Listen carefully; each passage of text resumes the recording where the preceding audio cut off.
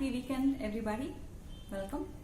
And for the viewers who are visiting our Shevadhi channel for the very first time, I request you to check out our channel's description and the playlist so you get an idea about all the topics that are being covered on our channel. And for the returning viewers, I welcome you all back. I would like to express our gratitude to all you viewers for showing us support, encouragement, and interest in all the videos that we are doing, so that we continue to provide quality content on this channel. And again, thank you. Today I am doing this video on mental health because today, being October 10th, is the World Mental Health Day. So I thought I will just talk about the topic mental health. So this particular video I'll be dividing it into different sections. First, we'll start off with what is the significance of this mental health day, and what's the definition of health according to World Health Organization, and what is the big deal about dealing with mental issues. What could be some measures that we can take as individuals to deal with the mental issues that we all know about. So that is going to be the format that I'll be following for this video. That said, to begin with, I wish you all a very healthy mind and a healthy body. So starting off with the trivia, how did this World Mental Health Day come about? Basically, in the early 1990s, World Federation for Mental Health celebrated very first Mental Health Day on October 10th. From that year onward, they started adding a theme for every year's celebration. So basically, just like how we have a theme for every World Women's Day or some other days that we have, so there is some theme around which all the activities pertaining to that will actually happen. So this is an ongoing effort, but the focus will be on a particular thing. Last year's theme was prevention of suicides, so which is actually a very disturbing thing that happens for individuals dealing with mental issues. And this year, given the health scare and the pandemic that we are facing, we as a whole world is facing, the mental issues are on the rise, right? We are saying like so many deaths due to mental issues, and the mental issues actually resulting in other diseases, and everybody is battling his or her own challenges given the current scenario. And this year's theme for World Mental Health Day is increased investment in mental health. Okay, so investment here doesn't just mean money and infrastructure, but it actually involves a couple of different things in order to improve the mental health aspect. So that is how, that's a little bit of background on the World Mental Health Day. And coming to let's just delve deep into why this whole mental health day was started. If you look at WHO's definition of health, WHO being World Health Organization, they actually revised the very definition of health sometime in 1980s. And if you look it up on WHO's website, it says health means it is a complete state of well-being. Complete means from a physical, mental, emotional, and social point of view. And so it is a state of physical, mental, emotional, and social well-being, and not just the absence of any disease. So if you just dissect this definition a bit, it clearly shows us that not having a disease or not having any diseases is not it cannot be called as health. Health is actually a state of well-being, So that thing has to be there in order to be called healthy. So that actually tells us a lot about what health really means.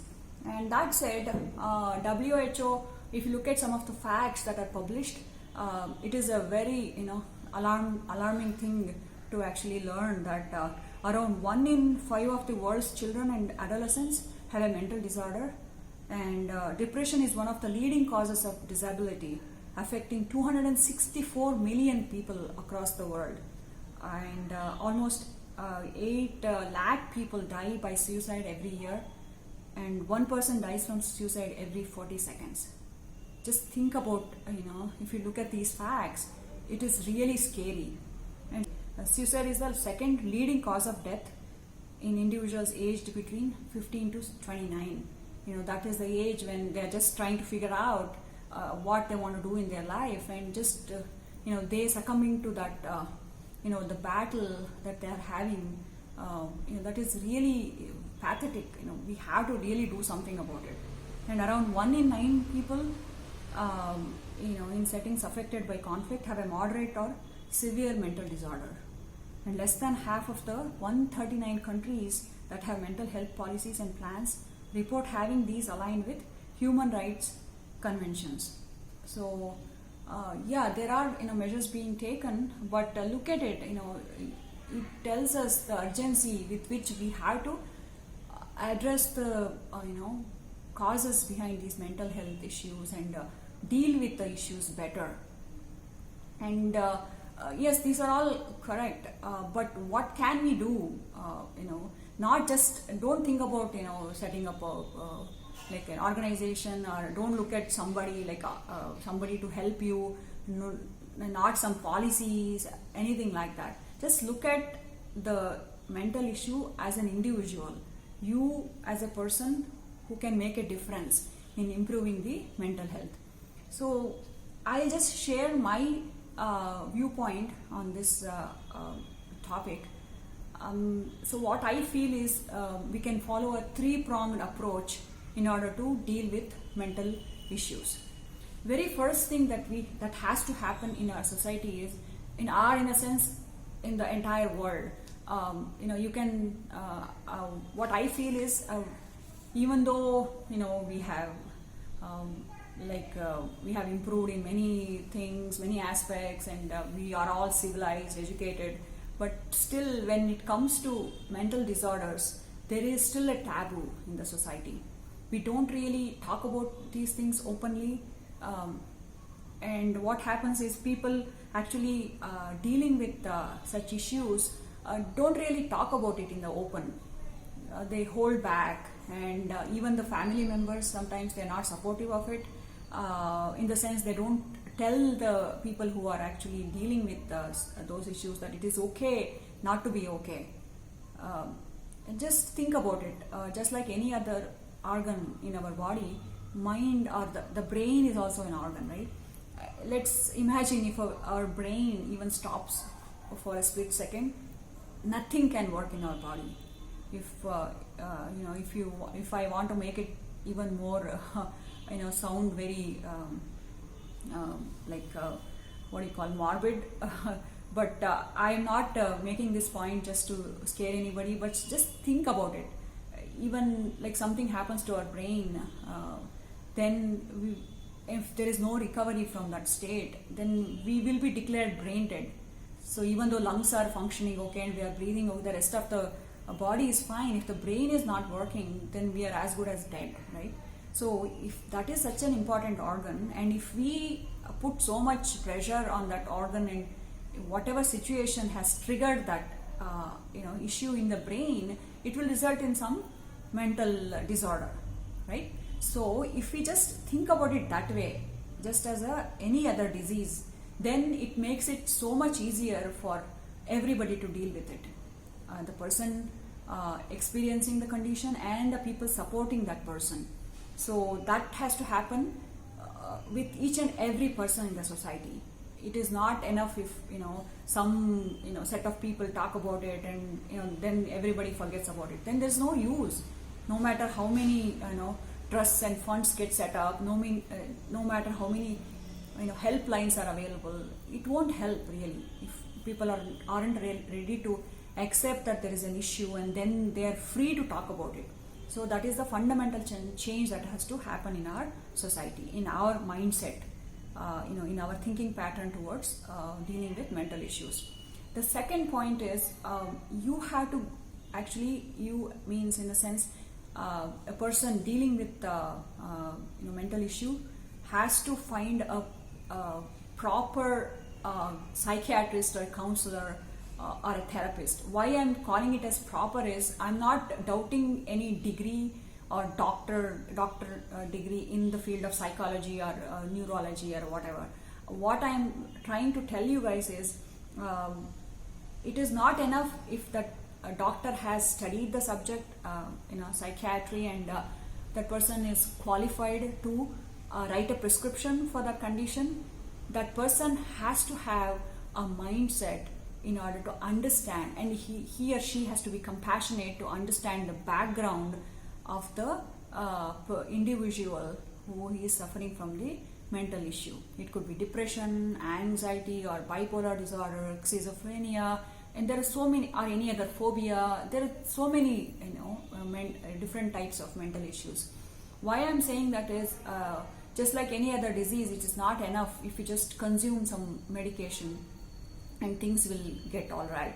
It is not the medicine for diabetes, and if you take that your sugar level will come in control. No, it's not that easy, it's not that straightforward. Why that medicine is given at certain point is the brain is in a very nervous system is in an excited state. It's like packed with energy. So in order to calm the nervous system down, the medication will be given. Apart from that, the mindset has to change, and the person's actually suffering that condition, how that person is thinking and why they are in that situation to begin with, all that those points have to be discussed, and some solution has to be developed in order to deal with the situation that the individual is facing. Without that the coupled approach, it will not really do any good. So the person will continue to take the medication and it will have the effect on the brain. It might because it will initially, the calming effect has to happen. I'm not disputing that, but apart from that thing, after the initial phase of calming down happens, counseling aspect has to come into picture. So the psychiatrist has to play that role, being a compassionate listener, and also that person has to educate the family members or any close associates of the individual suffering from the issue to make them understand better how to actually make a difference and in the treatment process. So please do your research before you actually go and see a psychiatrist or a psychotherapist. Please do that research.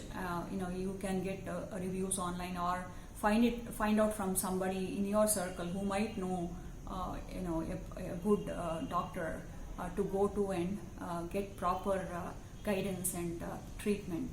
So that is the second thing that we have to do.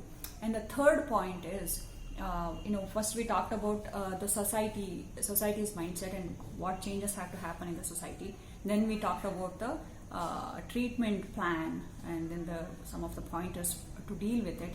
And the third point is the actual person dealing with the situation.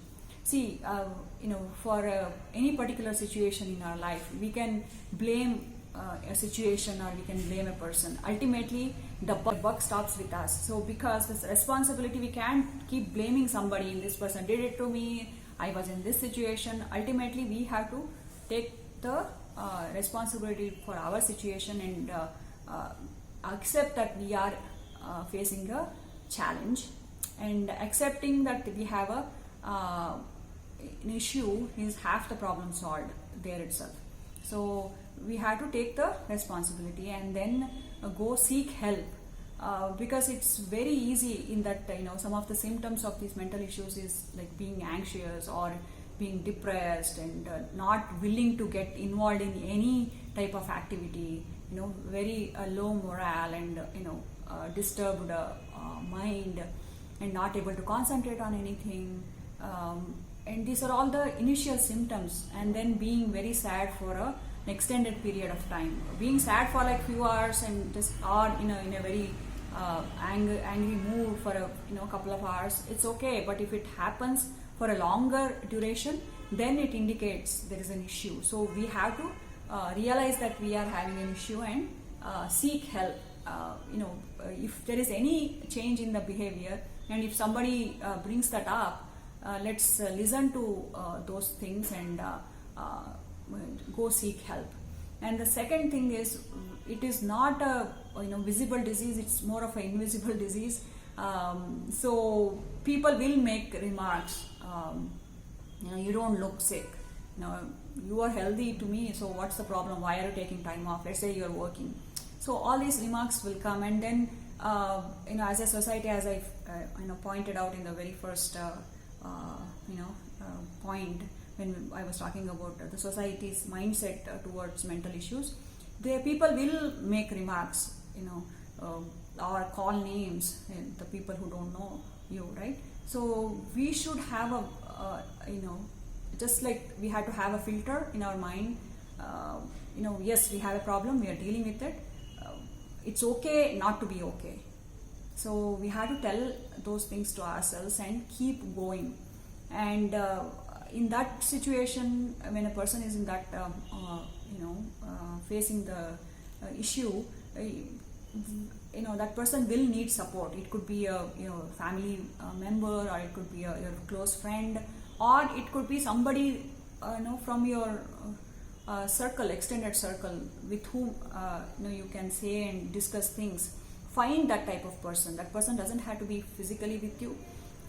It could be, you could please do, if you are comfortable with a person, do talk to that person and seek help, in the sense that you may not feel motivated to get up in the morning. Then you request that person, please call me at certain time of the hour, and so that you can just even in that situation, a phone call from your loved one or a supportive person can really do you good. Do that, have it. And then when you get up in the morning, if you're anxious or depressed, and just write down all the thoughts in a piece of paper, and it's like putting down all the garbage that's in your mind on a piece of paper, and tear it up and put it in a trash can. It's like literally throwing all these things that are bothering you in the mind and put it in literally like you're brooming the your house, and in the morning and just getting rid of all the dust and garbage inside the house, right? Just like that, just think of your mind that way and clean up your mind, and then get involved in some physical activity. Just go for a walk, even though you're not. And if you cannot do it alone, get somebody in your family to go with you, or a friend on if you're living all by yourself, just to get your friend to go with you. And because usually people think that if you are having these issues, meditating would be a good thing, but that's not going to work. You have to get some physical activity going, because when you are in that state, anxious or depressed state, the brain is like filled with energy. That is like so much energy is spent up, and you have to expend that energy and divert that energy out. Otherwise it's just going to make it worse. So you have to get moving and get some physical activity, and then think positive. Keep a gratitude journal, like what life has given to you. You might have been experiencing that particular mental issue because of various things.